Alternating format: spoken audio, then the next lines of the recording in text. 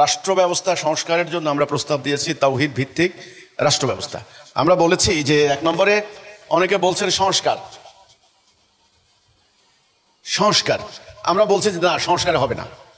অনেকে বলছেন নির্বাচন করতে হবে, নির্বাচন করলেই শান্তি আসবে। আমরা বলছি না, প্রচলিত ব্যবস্থায় নির্বাচন করলেও শান্তি আসবে না। আমরা একটা প্রস্তাব করছি, সেটা হলো একটা বিপ্লব, একটা বিপ্লবিক পরিবর্তন। এইটা ওরা আমাদেরকে বলছে যে নির্বাচনে আসেন। নির্বাচনটাই হলো বাংলাদেশের ক্ষমতা প্র্যাকটিস করার, পাওয়ার এক্সারসাইজ করার স্বীকৃত এবং বৈধ পন্থা। বাংলাদেশের রাজনৈতিক প্রক্রিয়ায় এবং বাংলাদেশের চলমান সাংবিধানিক প্রক্রিয়ায় আন্তর্জাতিকভাবে, আঞ্চলিকভাবে স্বীকৃত এবং বৈধ পন্থা হচ্ছে নির্বাচন। এটা কিন্তু তারা আমাকে বলেছেন, মানে প্রেস ক্লাবের সেমিনারে তারা বলছেন যে আপনি রাষ্ট্র ব্যবস্থায় কিভাবে ইসলাম কায়েম করবেন? রাষ্ট্র ছাড়া তো ইসলাম হবে না। রাসূলুল্লাহ রাষ্ট্রপ্রধান ছিলেন, তিনি রাষ্ট্রে ইসলাম কায়েম করছেন। আপনাকে রাজনীতি করতে হবে, রাজনৈতিক দল করতে হবে। আমি বলেছি না, প্রচলিত রাজনৈতিক দল আমি করব না, এই প্রচলিত রাজনীতি করব না। তাদের কথা হলো আপনি ইলেকশনে আসেন, নির্বাচনে আসেন।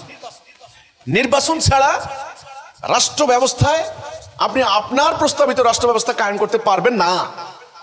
মেইন রিজন হচ্ছে নির্বাচন হচ্ছে বৈধ এবং স্বীকৃত পন্থা, রাস্তা, ওয়ে, সিস্টেম। অন্য কোনো পন্থা বৈধ নয়। তখন আমি পাল্টা প্রশ্ন করেছি, তাহলে অন্য কোনো পন্থা যদি বৈধ না হয়, আপনারা এই যে 24 সালে এই যে স্টুডেন্টরা বিপ্লব করলেন, জুলাই বিপ্লব, এটাকে আপনাদের সরকার এখন ক্ষমতাসীন হলেন, আপনারা স্বীকৃতি দিলেন, সরকারের নির্দেশনায় সব চলছে। এখন কোর্ট কাছারি, আদালত, পুলিশ ডিপার্টমেন্ট, সেনাবাহিনী, মিডিয়া, স্কুল, কলেজ, বিশ্ববিদ্যালয় এবং সেখানে স্টুডেন্টদের জন্য আপনারা সিলেবাস প্রণয়ন করছেন, আগের সব সিলেবাস বাদ দিচ্ছেন। এই যে সমস্ত ডিসিশন নিচ্ছেন, বেসিক ডিসিশনগুলি নিচ্ছেন, তো এটা কি নির্বাচন প্রক্রিয়ায় কি বর্তমান সরকার ক্ষমতা আসে না? এটা একটা বৈপ্লবিক পরিবর্তনের মধ্য দিয়ে হয়েছে। আর অতীতের ইতিহাসগুলি কিন্তু সেটা বলে না কোনো আমূল পরিবর্তন কোনো নির্বাচন প্রক্রিয়ার মধ্য দিয়ে হয়েছে। ইতিহাস কিন্তু তা বলে না। আমূল পরিবর্তন কিন্তু সেটা হয়নি। সংস্কারে হবে না, নির্বাচনে হবে না, এটা বৈপ্লবিক পরিবর্তন করতে হবে। তখন তারা বলেছেন আপনি যদি রাজনীতি না করেন তাহলে আপনাকে ইলেকশনে আসতে হবে, কারণ ইলেকশন হচ্ছে বৈধ এবং স্বীকৃত প্রক্রিয়া। এ হলো নির্বাচনে আসা। এখন আমি যখন বললাম যে নো, আমি ইলেকশনে যাব না, ইলেকশন বর্তমান নির্বাচন প্রক্রিয়ায় সঠিকভাবে মতের প্রতিফলন হবে না ইত্যাদি, তাহলে প্রশ্ন হচ্ছে কিভাবে আপনি রাষ্ট্রের মধ্যে দিন প্রতিষ্ঠা করবেন? আপনাদের প্রস্তাবিত এই যে রাষ্ট্র ব্যবস্থা, এটা কিভাবে করবেন? এটা হলো তাদের একটা মৌলিক প্রশ্ন। আজকে এখন এটার উত্তর দেব কিভাবে। সেটা হচ্ছে যারা মুসলমান দাবি করবেন, যারা আল্লাহর প্রতি ঈমান আনবেন, তারা অবশ্যই জানবেন যে আল্লাহ সুবহানাহু ওয়া তাআলা রাসূলকে পাঠিয়েছেন একটা নির্দিষ্ট দায়িত্ব দিয়ে। সূরা ফাতিহা 28, সূরা সফ 9, সূরা তওবা 33, এই 3টে সূরার মধ্যে আমরা জানি আল্লাহ বলেছেন যে তিনি আল্লাহ যিনি আপন রাসূলকে পাঠিয়েছেন হেদায়া এবং সত্য দিন দিয়ে। হেদায়া এবং সত্য দিন, হেদায়া ও সত্য দিন, এই সত্য দিন দিয়ে পাঠিয়েছেন যেন তিনি অন্যান্য সমস্ত দিনের উপর এটাকে প্রতিষ্ঠা করেন, জাহের করেন, গালেব করেন। তাহলে হেদায়া এবং সত্য দিন প্রতিষ্ঠা করার জন্য আল্লাহ রাব্বুল আলামিন রাসূলকে পাঠিয়েছেন। এখন এই সত্য দিনটা কি? সত্য দিন হলো এমন একটা জীবন ব্যবস্থা যেটা দিয়ে মানুষের জীবন চলে, মানুষের আইন কানুন, দণ্ডবিধি, অর্থনীতি ইত্যাদি সমষ্টি হলো সত্য দিন। তো আল্লাহ রাসূলকে আল্লাহ পাঠিয়েছেন দিন প্রতিষ্ঠা করার জন্য। এখন দিন প্রতিষ্ঠা কেমনে হবে? এটা কি নির্বাচন প্রক্রিয়া হবে, না আপনার হলো মানুষকে তর্ক করে বুঝিয়ে সুজিয়ে হবে, নাকি কোন প্রক্রিয়া হবে? আল্লাহ কি জানেন না? রাসূলকে কি আল্লাহ এই প্রক্রিয়া দিবেন না, নাকি আল্লাহ এটা দেননি? আল্লাহ রাসূলকে বলেছেন তুমি দিন প্রতিষ্ঠা করো, কেমনে করবেন রাসূলকে বলে দেননি, দিয়েছেন। সেই প্রক্রিয়া, সেই তরিকাটাই আমরা বলেছি জিহাদ এবং কিতাল। এই যে জিহাদ এবং কিতাল, এই হচ্ছে তরিকা, দিন প্রতিষ্ঠার তরিকা। যারা বলেন যে নির্বাচনে আসবেন না, তাহলে কেমনে করবেন, তাদের জন্য আমার এই প্রশ্নের উত্তর। তাহলে দিন প্রতিষ্ঠার প্রক্রিয়া হচ্ছে জিহাদ। এখন জিহাদ করবেন কিভাবে, এটা একটা কথা আছে। এখন তো বর্তমানে জিহাদ সম্পর্কে একটা কনসেপ্ট, একটা আইডিয়া চালু আছে। আমি বলবো এটা সম্পূর্ণ রং কনসেপ্ট, এটা একটা পারভার্সন, এটা বিকৃতি। কিছু সন্ত্রাসী গোষ্ঠী, উগ্রবাদী গোষ্ঠী সন্ত্রাসী আতঙ্কজনক ঘটনা ঘটিয়ে, উগ্রপন্থায় এমন কিছু ঘটনা ঘটিয়ে তারা কোরআনের আয়াতের ভুল ব্যাখ্যা দিয়ে, হাদিসের ভুল ব্যাখ্যা দিয়ে, উদ্দেশ্যমূলক ব্যাখ্যা দিয়ে তারা জেহাদের মতো পবিত্র আমলকে বদনাম করছেন। ওটা জেহাদ নয়। জেহাদের একটা সুনির্দিষ্ট কর্মসূচি আছে, একটা সুনির্দিষ্ট লক্ষ্য আছে। দেখবেন পবিত্র কোরআনের শত শত আয়াত আছে জেহাদ সংক্রান্ত, শত শত আয়াত আছে জেহাদের। রাসূলুল্লাহ জেহাদ করেছেন সারা জীবন। কাজেই সন্ত্রাস আর জেহাদ কিন্তু এক নয়, উগ্রবাদ আর জেহাদ কিন্তু এক নয়। এটা একদম পরিষ্কার করে এখানে একেবারে ক্লিয়ারলি ডিফারেন্স করতে হবে দুটা ব্যাপার। দিন প্রতিষ্ঠার প্রক্রিয়া কিভাবে হবে? নির্বাচনের মাধ্যমে হবে, না তর্ক বিতর্ক করে হবে, নাকি সভা সেমিনার করে হবে, নাকি মিছিল মিটিং করে হবে? এটার একটা প্রক্রিয়া, একটা প্রসেস, একটা তরিকা আল্লাহ রাসূলকে দিয়েছেন। সেই প্রক্রিয়া হলো জেহাদ এবং কিতাল। জেহাদ করার জন্য সর্বপ্রথম তিনি বললেন যে আল্লাহ আমাকে 5টি কাজের আদেশ দিচ্ছেন, আমি তোমাদেরকে 5টি কাজের আদেশ দিয়ে যাচ্ছি। 1 নাম্বারটা হচ্ছে ঐক্যবদ্ধ হওয়া। ঐক্য, এটাই সেই কর্মসূচি, যেই কর্মসূচি অনুসরণ করে আমরা দিন প্রতিষ্ঠা করতে চাই। 1 নাম্বারটা ঐক্য, ঐক্যবদ্ধ করা। এখন ঐক্যবদ্ধ করবেন কিসের উপরে? তাওহীদের উপরে। এই হচ্ছে মানে শুরু, আমাদের মূল প্রক্রিয়া শুরু। তাওহীদের উপরে ঐক্যবদ্ধ করবেন। যারা ঐক্যবদ্ধ হবেন তাদেরকে শৃঙ্খলা শিক্ষা দেওয়া হবে। যারা শৃঙ্খলা শিখবেন তাদেরকে আনুগত্য শিক্ষা দেওয়া হবে। একজন নেতার আনুগত্য তাকে করতেই হবে। আনুগত্য করবেন। হিজরত মানে আলাদা হওয়া। এই যে এখন যদি আমরা বলি প্রচলিত ব্যবস্থা মানি না, তাহলে প্রচলিত ব্যবস্থা থেকে আপনাদেরকে হিজরত করতে হবে। হিজরত, এরপরে হলো জানমাল দিয়ে জেহাদ। এই হচ্ছে জেহাদ, এটা 5 নাম্বারটা। এই জেহাদ করার জন্য উপরে 4টা প্রস্তুতি। আমাদের প্রক্রিয়া হলো 1 নম্বরে ঐক্যবদ্ধ করতে হবে জাতিকে। কি কথার উপরে? লা ইলাহা ইল্লাল্লাহ মুহাম্মাদুর রাসূল। এই কথার উপরে ঐক্যবদ্ধ করতে হবে, তাওহীদ। ঠিক রাসূল পাক সাল্লাল্লাহু আলাইহি সাল্লাম যেটা করেছেন, তাওহীদের উপরে বিভিন্ন গোত্রকে তিনি ঐক্যবদ্ধ করেছেন। এই ঐক্যবদ্ধ করার জন্য তাদেরকে কাজ করতে হবে। যারা কাজ করবে তারা হলো মোমেন। এই মোমেনদের এই কার্যক্রমকে আল্লাহ বলেছেন বালাগ। ওমা আলাইনা ইল্লাল বালাগুল মুবিন। স্পষ্ট করে পৌঁছায় দাও। কি পৌঁছায় দিবে? জনগণকে মোমেনরা বলবে।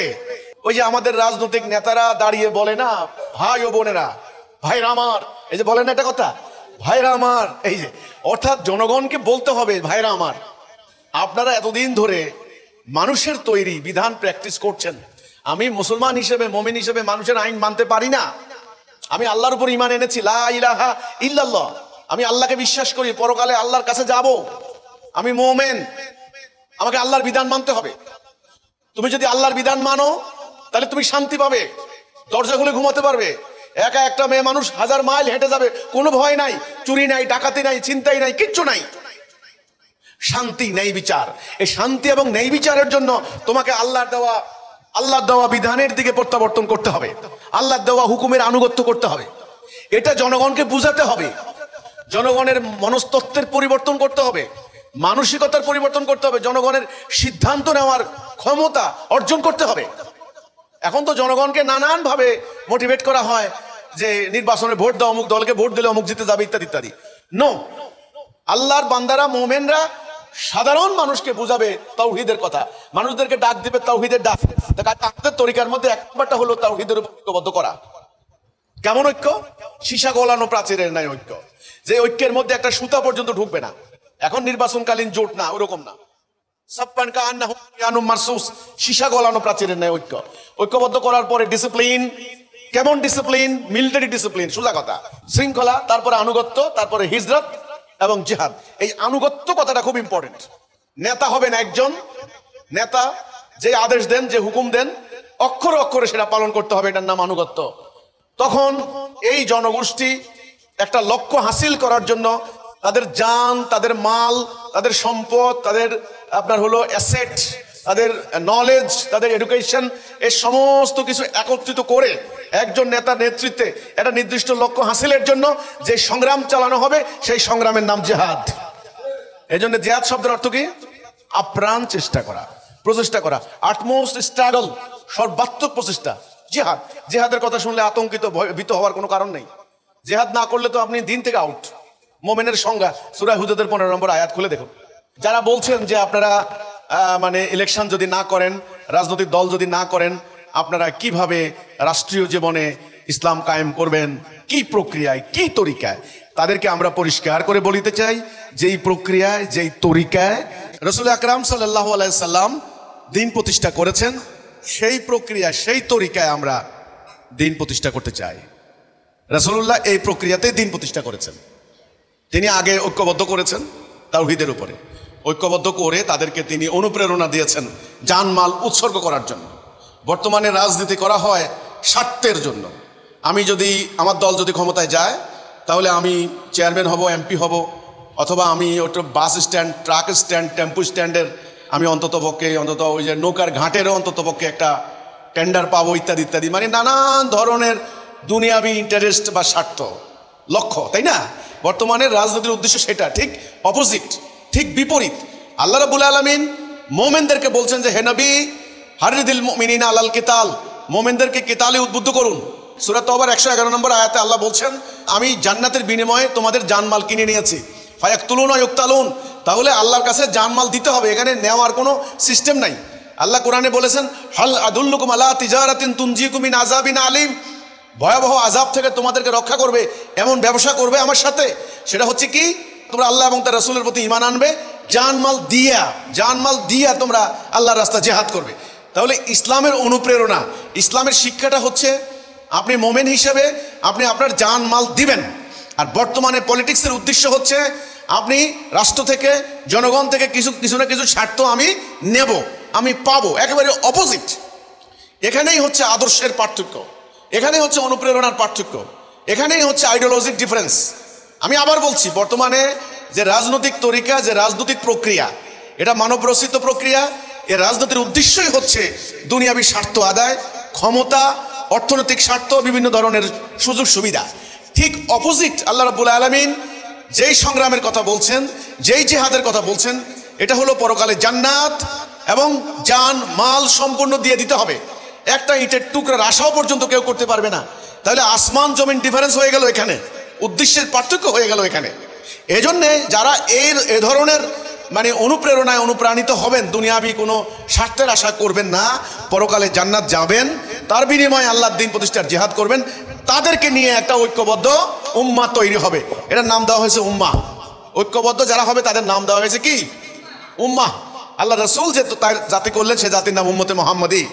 এই উম্মাহকে একজন নেতৃত্ব দিবেন, তিনি হলেন উলিল আমর। তিনি হলেন কি? উলিল আমর, আমির। কোরআনে বলা হয়েছে উলিল আমর। তাওহীদের উপরে ঐক্যবদ্ধ জাতি, তারা হবে উম্মাহ। উম্মাহকে পরিচালিত করবেন একজন উলিল আমর। সেই জাতি জান মাল দিয়ে, কোনো স্বার্থ থাকবে না, শৃঙ্খলা শিখবে, আল্লাহর আনুগত্য করবে, আমিরের আনুগত্য করবে, জানমাল দিয়ে জিহাদ করবে। বাস, এই সংগ্রামের ফলে আমি নাম দিয়েছি, এই সংগ্রামের ফলে একটা বিপ্লব হবে, একটা বিপ্লব হবে। এটার নাম বিপ্লব। রাসূলুল্লাহ এটাই করেছেন। এই যারা বলেন আপনারা নির্বাচন করবেন না, রাজনীতি করবেন না, তা আপনারা রাষ্ট্র ক্ষমতায় কিভাবে ইসলাম প্রতিষ্ঠা করতে চান, তাদের উদ্দেশ্যে আমার বক্তব্য এই যে প্রচলিত রাজনৈতিক ব্যবস্থা দিয়ে ইসলাম প্রতিষ্ঠা হবে না। ওকে, জনগণকে আগে আমি কি চাই এটা পরিষ্কার করে বুঝাতে হবে। জনগণ দীর্ঘদিন ধরে গণতান্ত্রিক ব্যবস্থা প্র্যাকটিস করতে করতে তারা অভ্যস্ত হয়ে গিয়েছে। সুদভিত্তিক অর্থনীতি প্র্যাকটিস করতে করতে তারা সুদের মজা পেয়ে গেছে কিছু লোকে। জনগণের মধ্যে বিরাট একটা অংশ হাইকোর্ট, সুপ্রিম কোর্ট, জাজ কোর্ট, বিভিন্ন আদালতে মানুষের তৈরি এই আইন বিধি ব্যবস্থা প্র্যাকটিস করতে করতে এর একটা স্বার্থের মজা ওরা পেয়ে গেছে। প্রচলিত রাজনীতি করতে করতে, অর্থ পাচার করতে করতে একটা টেস্ট পেয়ে গেছে। এই জন্য এখন জনগণের মধ্যে চলমান এই ব্যবস্থার অসারতা প্রমাণ করতে হবে। জনগণের কাছে এখন এটা প্রমাণ করতে হবে, বুঝাইতে হবে, বলতে হবে তোমরা এই ব্যবস্থা মানতে পারো না, তোমরা মুসলিম, তোমরা মুমিন, তোমরা আল্লাহর প্রতি ঈমান আনছো, তোমাদেরকে এখন আল্লাহর কাছে মানে আল্লাহর হুকুম মানতে হবে। তোমরা তোমাদের নবী করিম সাল্লাল্লাহু আলাইহি সাল্লাম, যার জন্য তোমরা দুরূদ পড়ো, যার কথা শুনলে তোমাদের চোখে পানি চলে আসে, যাকে কেউ গালি দিলে তোমরা তাকে হত্যা করার জন্য উদ্যত হও, সেই নবী করিম সাল্লাল্লাহু আলাইহি সাল্লাম কি করেছেন দেখো। তিনি আল্লাহর বিধান প্রতিষ্ঠার জন্য যুদ্ধ করেছেন, 78টি যুদ্ধ করেছেন, রক্তাক্ত হয়েছেন, গাছে লতাপাতা খেয়েছেন, দেশান্তরিত হয়েছেন, পেটে পাথর বেঁধেছেন, ওনার প্রিয় সঙ্গীদেরকে শহীদ করিয়েছেন। তাহলে সেই নবীর উম্মত হয়ে তুমি তো মানুষের তৈরি বিধান মানতে পারো না।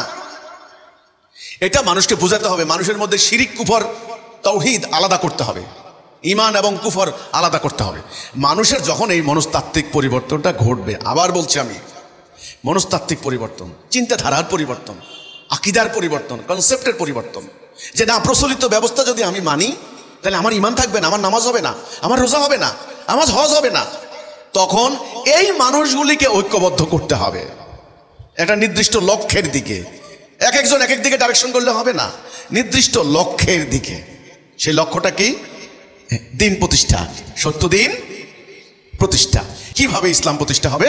আল্লাহ রাসূল যেটা করেছেন এই 5 দফা কর্মসূচি, আলহামদুলিল্লাহ এই কর্মসূচি হিজবুত তাওহীদের কর্মসূচি, 5 আইটেম এজেন্ডা। এটা মোস্ট ইম্পর্টেন্ট। এখান থেকে আধাত সরে গেলে ইসলামের রশি খুলে যাবে। খুবই সহজ, খুবই সিম্পল, এবং এটা বোঝা অত কঠিন নয়। যদিও বর্তমান প্রেক্ষাপটে আমাদের লোকেরা বুঝতেছেন না যে আপনারা যদি রাজনীতি না করেন তবে কিভাবে আপনারা রাষ্ট্র ক্ষমতায় আসবেন। এখন বর্তমানে নির্বাচন প্রক্রিয়া, রাজনীতি হচ্ছে বৈধ এবং গৃহীত প্রক্রিয়া। আপনারা যে লাইনে চিন্তা করছেন সেটা কতখানি বৈধতা পাবে, এটা হলো তাদের কথা। তো জনগণ যদি অ্যাকসেপ্ট করে নেয়, আশা করি কারো তো কোনো আপত্তি থাকার কথা নয়, তাই না? এই হচ্ছে আমার কথা।